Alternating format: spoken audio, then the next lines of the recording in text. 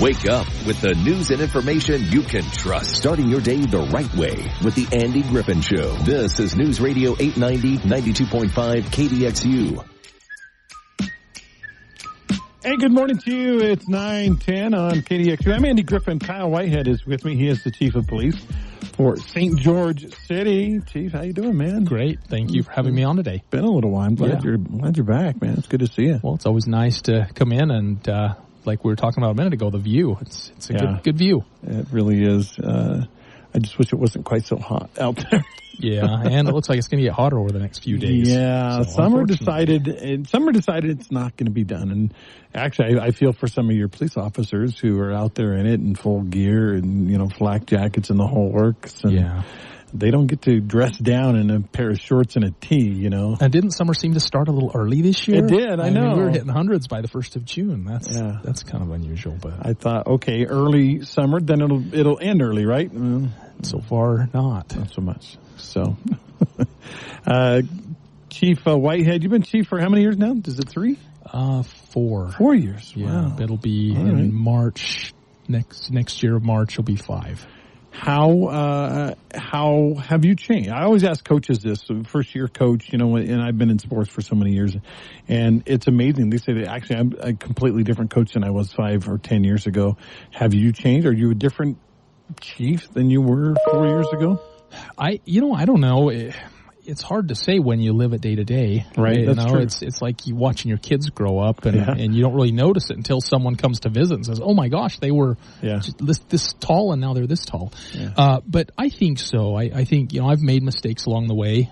Probably things that I try and learn from all my mistakes. But I think a couple of things that I've learned over the last few years is number one, patience with myself, patience with other people. And really try and listen and understand people's perspective. Not that I necessarily agree with everything people say, but to still listen and not immediately feel like I have to insert my opinion or I have to be right all the time. I think it's important. Patience is huge, yeah. Absolutely. I had a chance to spend some time researching a topic about trust. And, it applied. It was a religious context. I gave a talk. But I thought, this is actually a pretty good topic for the police department because there was a time 4 years ago, the whole Black Lives Matter and things where the national narrative was don't trust, police anymore. And I don't think it was that way much here. Fortunately not. Fortunately. But still, there was a narrative out there that, if you're a young person, you can't trust the police officer. What do you think came of that? Was there long-term damage in the relationship between the police department, the police officer, and the public? I don't know. I think every officer might have a different opinion on that. I think from my perspective, I don't think there has been really any damage. We've always had great support from our community here in St. George and even in Washington County.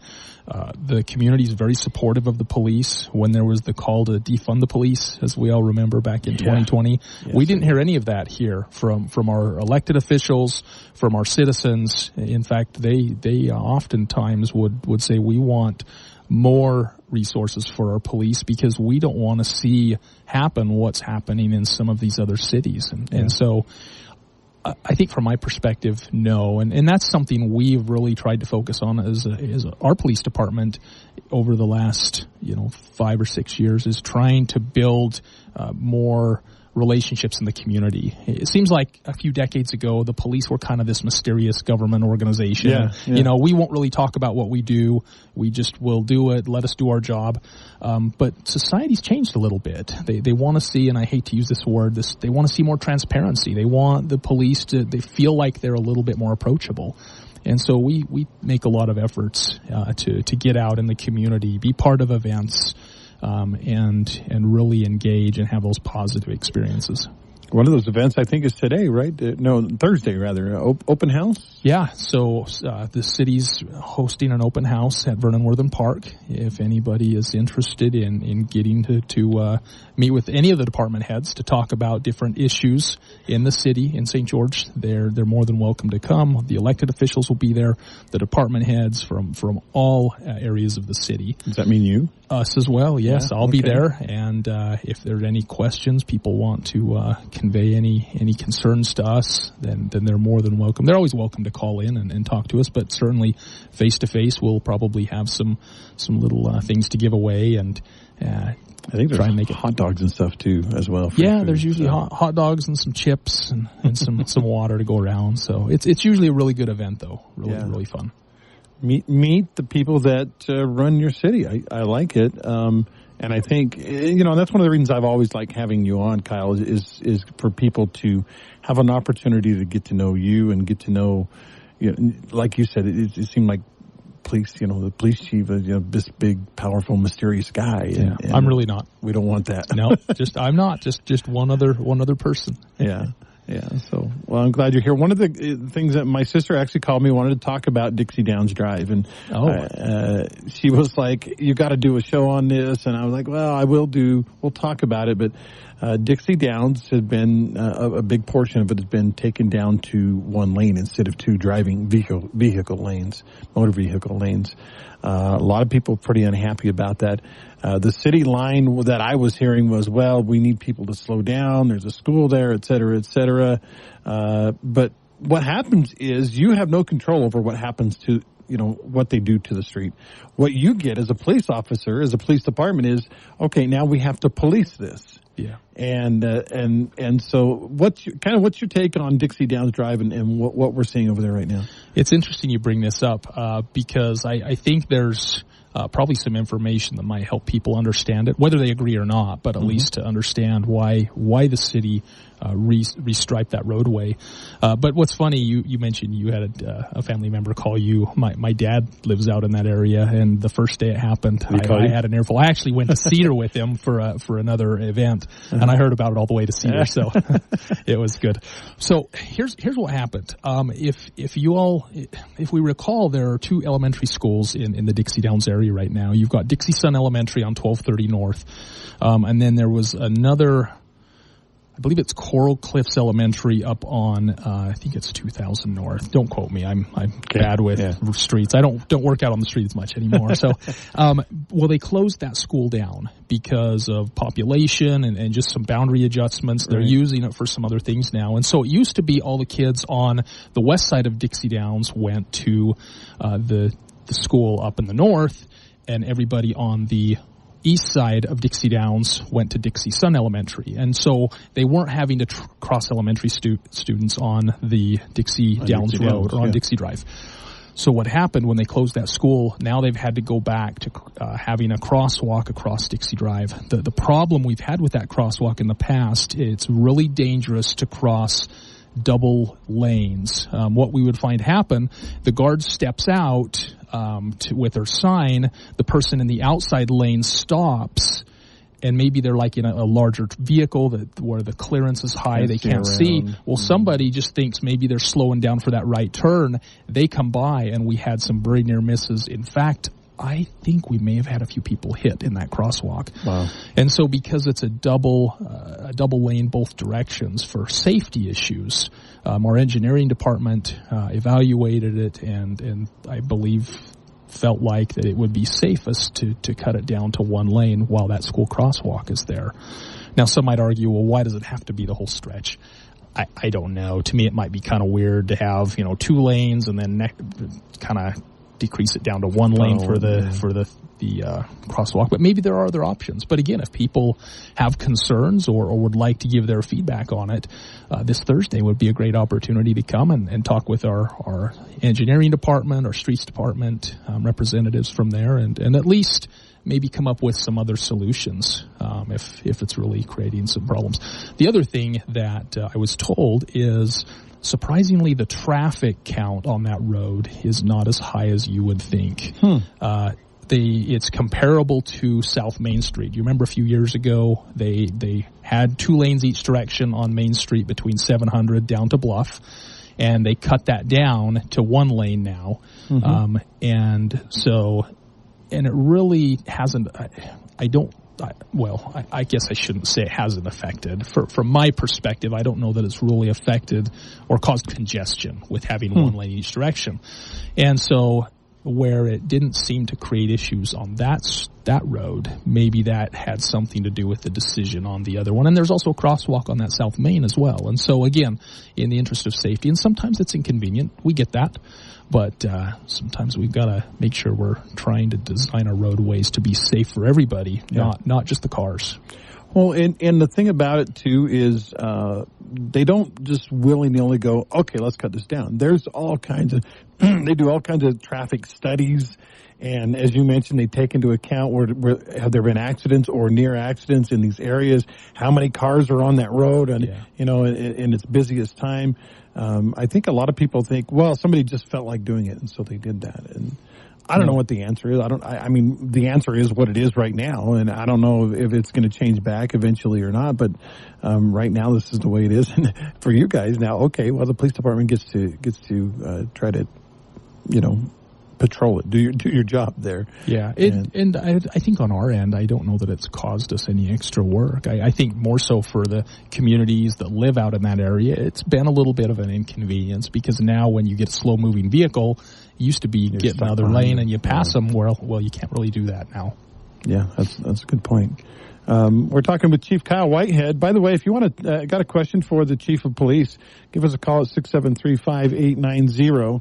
That's 435 area code 673-5890. I'll give my text line out in a minute. Somebody commented that you always give the studio line and then your text line, and then we're not sure which is which. So I'm going to give just the studio line out right now, 673-5890, 435-673-5890. If you want to call, we're going to be giving away something away a little bit later on in the show. We also Ethan will be back from Teton Wealth here in about 10 minutes or so. So lots of fun stuff. It's been actually kind of a crazy morning here on KDXU, Chief, of people coming in and out, and that's good. Live commercials. And I know it's definitely a good thing, but if craziness is like in my job, it usually means the day goes by fast. It's true. So it's true. Maybe it's that way for you. I can tell you this: 4 or 5 years ago, when I was newer at this job, I wouldn't have been able to handle today very well. It would have been a mess. But now that I've been doing it 5 years, I'm like, I got this. There you go. We're good. We're good. That's good. So. We wouldn't want you having a meltdown in here. No. Well, especially with the sun shining in, right? Yeah. So, again, we're talking with Chief Whitehead. Tell me a little bit about the department. One thing that always fascinates me is the effort to try to keep police officers, try to keep them on. It's a competitive field, and I guess, and I don't know, maybe you can confirm or deny this, that the UHP probably pays the best of anyone in the state.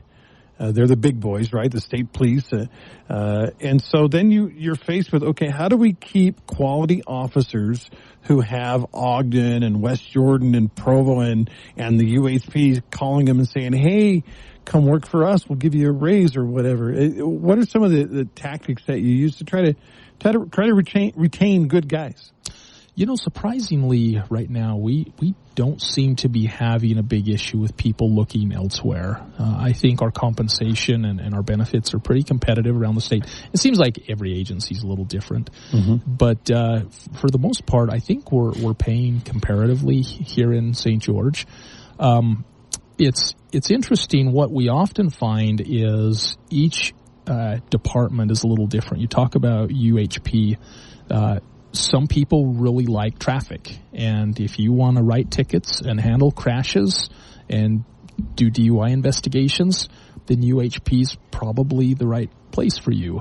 The benefit of being like in a municipal police department like St. George is you get a lot more.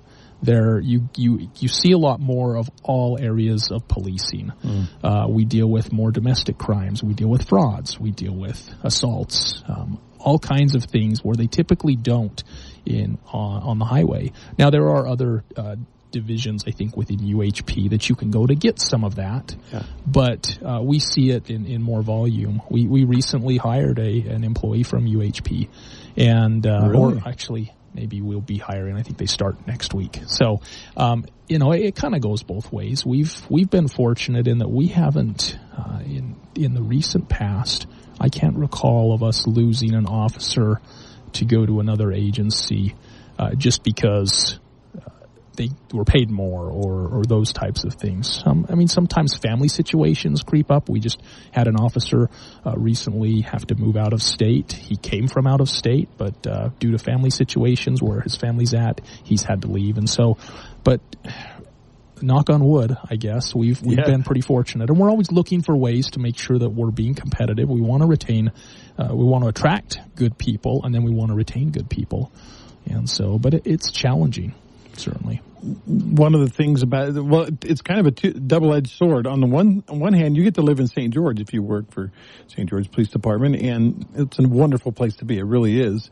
On the other hand, you've got to try to find a house in St. George, and let's face it, buying a house in St. George is not a palatable prospect for someone who doesn't own one already, because to get even a small house is $400,000 nowadays, and yeah, it's difficult. Fortunately, it seems like a lot of our officers that lateral in have typically had homes either in other parts of the state or other states. They're able to sell homes, and so they come here and are able to get into something. Yeah, but certainly with new officers, that's challenging. One of the other things that we really try and do here is we have a local police academy at the local university, and we try and recruit out of that academy because a lot of those people are already are settled in St. George, and so it's not somebody new trying to come in and establish themselves. I wrote a story on 890kdxu.com yesterday about the number of people that walk to work. The story was actually about how people commute, and amazingly, so many people still to this day commute one person in a car for various reasons. But did you know, Chief, and this, I think you'll find this interesting, and 1.5% of the population of Washington County walks to work. I did not know that. That is, you say 1.5% of 200,000 in the county, you're talking about, several thousand people, 2,000 or 3,000 people that walk to work every single day. I was, kind of evaluating my own deal. Could I walk to work? Well, I come very, very early. I don't know that walking to work in the dark, and I live on the other side of that hill right there, so I'd be walking on Red Hills Parkway and trying to get over the hill in the dark, and I don't know that it is very realistic for me, but what kind of challenges that pose for the police department, knowing that there's quite a few people that walk a lot here in the county, in the county and in St. George? Well, it kind of goes back to what we talked about already with the road redesign in Dixie Downs area. Mm-hmm. In that, it's sometimes it's a little bit inconvenient. We're comfortable here in just having roadways that are designed for cars, for automobiles. Yeah. And now we're seeing scooters, and we're seeing mopeds, and we're seeing a lot more. We see people on the little I think they call them one-wheelers. There's all these different devices now that people commute on. And it does become challenging in that we get people hit from time to time. We just had a couple of people recently hit on the personal mobility devices, the little electric wheelchairs. Yeah. And so, and then you throw time of day into the mix, the volume of traffic, and that does pose challenges. And now we have all these distractions in our cars, and our cars are very airtight and quiet, and so sometimes we don't hear horns and other things going on around us. Yeah. And so sometimes it's easy to kind of get very comfortable in our cars. We just we have a rental car right now. My wife was involved in a collision, and so we've got this rental, and it's got all this electronics in there to tell you, don't change lanes because someone's next to you. And when you start to get a little close to the line, beep, beep, beep, it vibrates. The steering wheel vibrates, and so all these things that take away our need to be, or I guess give us this false sense of security that we don't need to be paying attention. And so then you throw pedestrians and cyclists and all those people into the mix, and it does pose a challenge as we see more and more people go away from driving and choose alternative modes of transportation. And that's actually, and we've got a commercial break coming up here. That's one of the things I did want to talk about, though, was distractions and cars. And I had somebody actually, I was talking with somebody about distractions, and they said, "Well, look at the police. They have laptops and they have screens all over their cars and everything." And I was like, "Well, yeah, but that's a little bit different, and they're using those when they're parked." they're not using those while they're driving most of the time. So yeah, typically unless there's some emergency where our officers are instructed not to use, not to have the laptops where they're typing or reading things. If they're stopped at a stoplight, that might be a little bit different, but they need to minimize those distractions. Wake up with the news and information you can trust. This is the Andy Griffin Show on News Radio 890, 92.5 KDXU, Southern Utah's News Talk leader.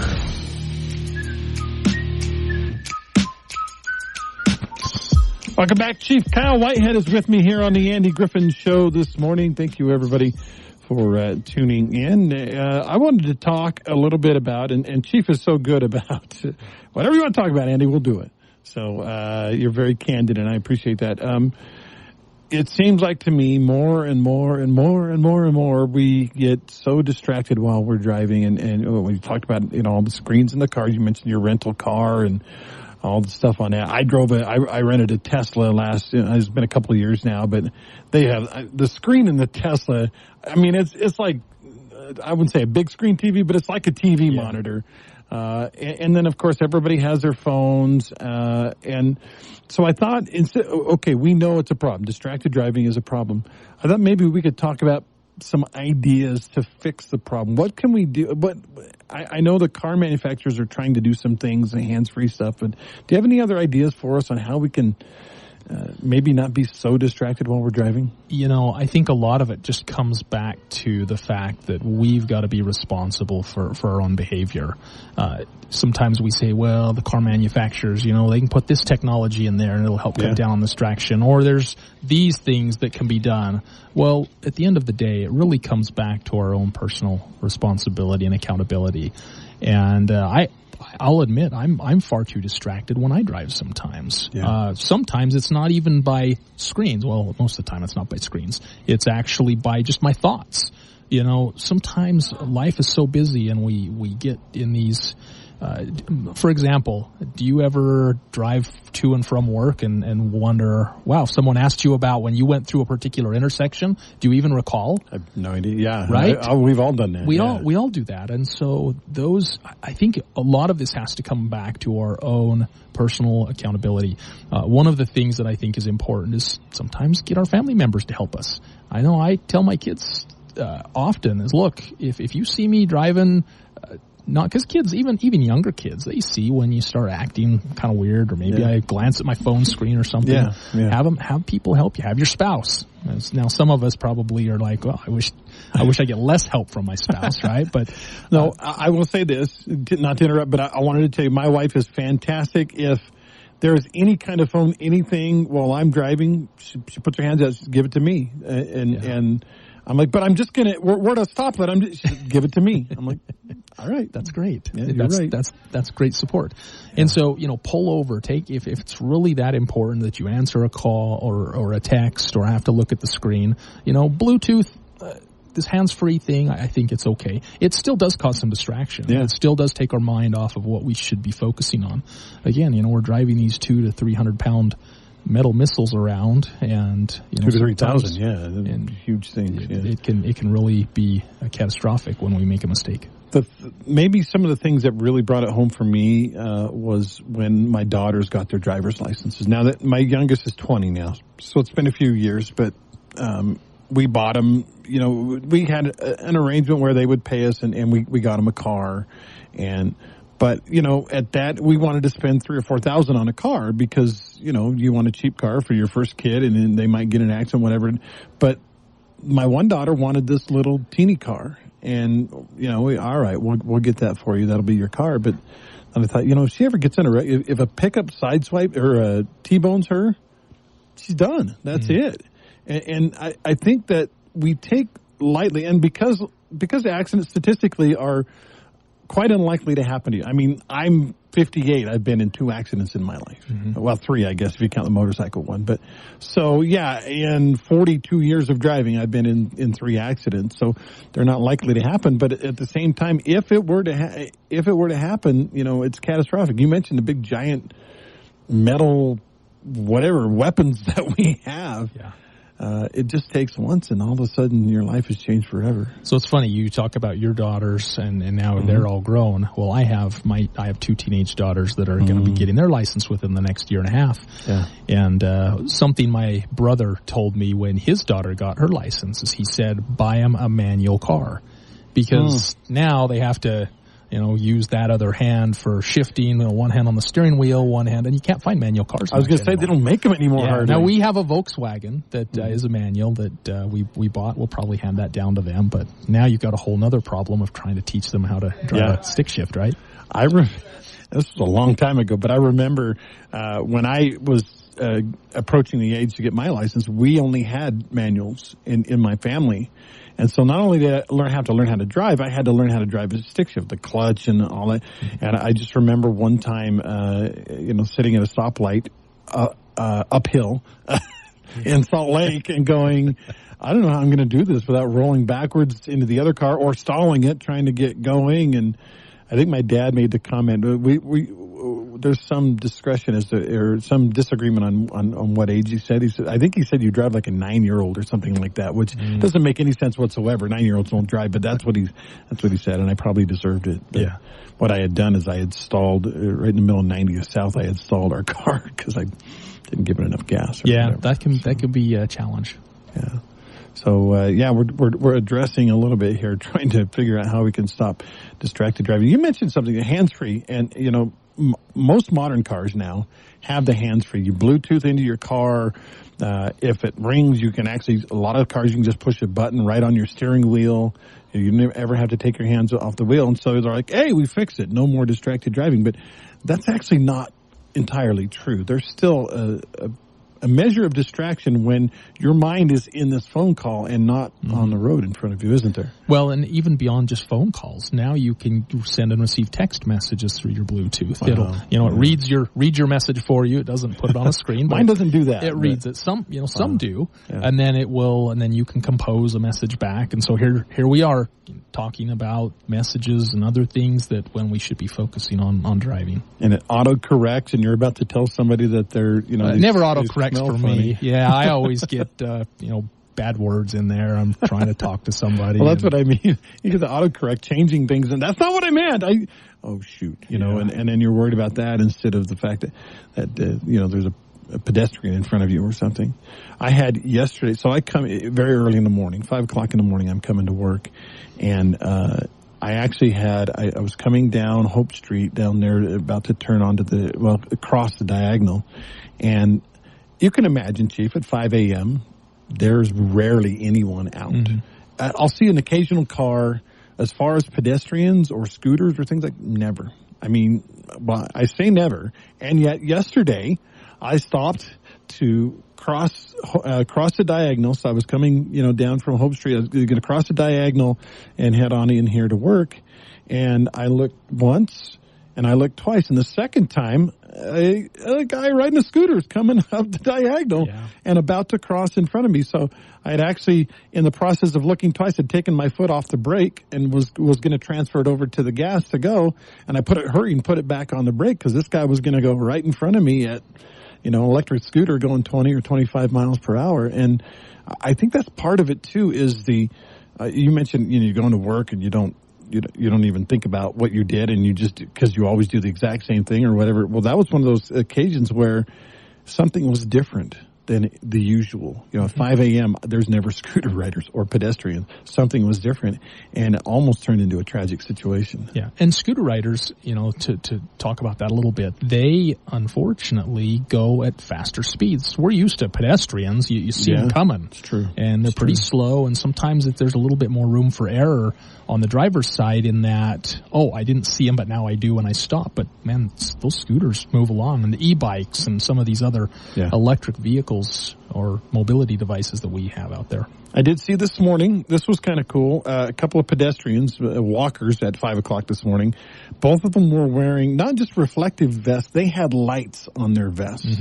And so, and they were not in the roadway, they were on the sidewalk, but I saw them this morning, I was like, those are people that really, know what it's all about. That when you're crossing the street and it's dark and it's 5 o'clock in the morning, you better be pretty visible. Yeah, do your best to try and make yourself seen. So, Chief of Police Kyle Whitehead is with us today. We're going to take a break. When we come back, more from the Chief. We'll talk a little bit about retirement. Chief, are you getting close? Is it? Well, we'll talk about that when we come back. Yeah.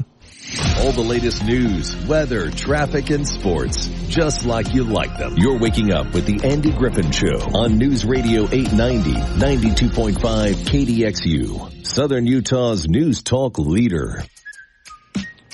Welcome back. I'm Andy Kyle Whitehead. He is the Chief of Police, St. George Police Department. St. George pushing over 100,000 now. Yes, Chief. Holy smokes. Still growing. Not as fast as we were a few years ago, yeah, but we're still growing. 20 and 21 and 22 was crazy. I know. So, let's talk a little bit about you for a minute. I know you don't like to talk about yourself, but you've been chief for going on 5 years. You've been in the police department for 25 years. Yeah, so 25 in November. You could theoretically retire if you wanted to, couldn't you? From the police chief, from the police department? Yeah, I could pull my pension and move on to greener pastures. I'm still fairly young.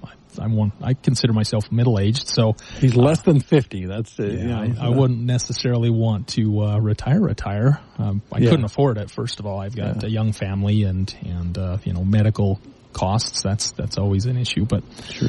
It's probably in the next while. I was going to say, do you have you mapped out how long you're going to stay chief and how long you're going to stay with the police department, or not really? Ideally, I'd like to stay as long as two things: as long as I feel like I'm being effective in what I do, and also as long as the city is comfortable with the job I'm doing and the direction I'm taking the police department.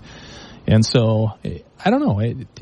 I guess to give a specific exit date, I don't really have one. So that's okay. But yeah, it's been a really good career. That's one of the things I try and encourage people that are considering a career in government or law enforcement in Utah. We have a good pension still. The pension system is very many of those left. Yeah, it's very well funded. And, sometimes in government you make a little bit less money on the front end, your take-home salary, right? Yeah. But the benefit is that pension in the long run is something that once you pull that pension and that you get that consistent amount month after month the rest of your life.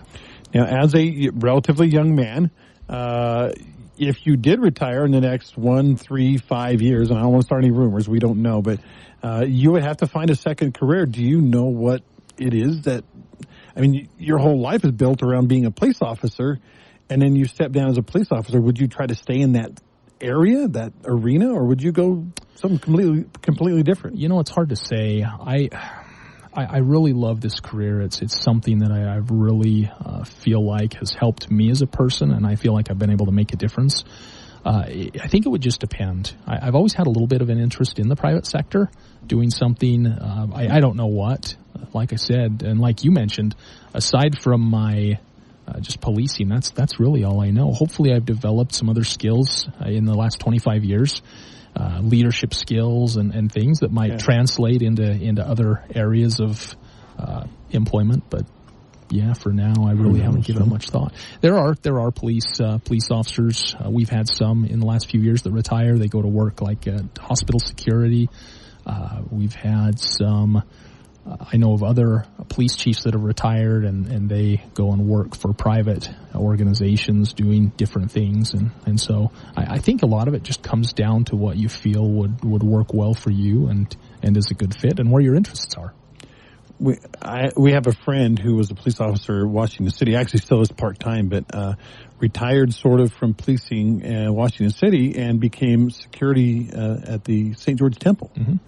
Pretty cool job, and he loves his job. And he's a great guy. Officer Ray, cool. I do. By the way, Stockton, I'm going to go ahead right now and give away these 2 free Wendy's. It's a free small Dave single combo meal. If you'll give us a call right now at 673-5890, I'll let Stockton handle the calls. We'll take caller number 2. How about that? Caller number 2, 673-5890 for 2 free Dave's single combo meals, and Stockton will be the voice you hear when you call into the program. So the chief will not commit to how much longer he's going to be chief, which is probably smart. right? It could be tomorrow. Who knows? People ask me, when are you going to retire? How much longer are you going to go? And I get some people that say, please do retire, and some people that say, please don't retire. So both sides of the fence there. But for me, I'm still probably a couple of years away. But, yeah, I'd still have to work. I mean, regardless of what happens, I'd have to find another career. High-profile crimes and incidents here in St. George recently. There was an incident the other day, and I don't know if it was in St. George City or if this was in Washington City, but with a fugitive and armed officers walking around trying to find this person, and somebody commented online, and of course the online comments can be toxic at times, but they said, oh, whatever happened to our quaint little St. George, Mayberry, St. George. Do you feel like St. George is losing a little bit of its small-town innocence? We're certainly seeing the challenges that come along with growth, and I think to say that it's the same St. George it was 20 years ago wouldn't be accurate. But I know with the police department, we're committed to try and keep it as quaint in this small town for as long as we can. And so I still think comparing our city to other cities our size throughout the country, I think we're still doing a pretty good job. And by we, I don't just mean the police department. I mean all of our community members. We have a community that's very concerned and interested in the direction things are going. They want to keep St. George, and all the great things that make us unique. Yeah. And I think that's really what makes the difference here. The police, we're only, 150 of us in a city of over 100,000 people. And so we rely on our community, and we appreciate the fact that people still are interested enough. They want to get involved. They want to help. They look out for neighbors and friends and loved ones. And so I think it's great. We've got a lot of good things going on here. As the seasons change, and I know it's hot this week and it feels like summer is still here, as the seasons change, though, Chief, what are some of the crimes that are going to start rearing their ugly heads when autumn really does arrive and when the temperatures start to cool down? What do we need to be on the lookout for? Maybe not so much for autumn. Well, I guess it is. It depends on how early you start your holiday shopping, Christmas shopping, right? But that's always a problem. We start to see more packages arriving, the whole porch pirate situation. Yeah. Used to be we just dealt with the vehicle burglaries in the shopping centers and people leaving their purchases out in the car where they're visible, not either covering them or putting them in the trunks. But that still happens occasionally as well. And so that's probably one of the biggest challenges we'll start to see. The holidays do bring out stress in people's lives. Sometimes we see an increase in domestic issues or just people committing crimes due to stress or unhealthy coping mechanisms, turning to alcohol or other substances to kind of numb some of their problems. It's kind of unfortunate that it happens, a time of year when we should be very grateful and just appreciate people, and sometimes it's not always that way. It's unfortunately when loneliness rears its ugly head too sometimes. But by the way, a couple of things. Deborah S. was our winner of our Wendy's combo meal, so congratulations to her. Also, somebody else texted in advice. I don't know for me or for you, Chief, but he says retire when it's not fun anymore. Yeah, I've heard that. When you're not having fun, then it's time to let it go. Probably time to let it go. I'm still having fun. Are you still having fun? Oh, I have fun. Now, the only thing I would add to that is if I'm having fun, but everybody in the organization's going, you've outlasted your usefulness, then hopefully I have somebody in the organization that puts their arm around me and says, hey, maybe you've lost your effectiveness. I don't know. I'm having fun. They aren't, but whatever. All right, Chief, thanks for coming on today. It's always a pleasure talking to you. I appreciate you also sending. I've had different detectives and officers on the last few months, and it's been fantastic. So great. Always happy to come. Keep up the good work. Andy Griffin Show on KDXU. Thanks, everybody, for tuning in and being a part of the program. Let's see. I was going to look and see who's on tomorrow. And right now, my brain is escaping. Can I find it before I run out of time? Tomorrow is Washington County Water Conservancy District. Talk to you then.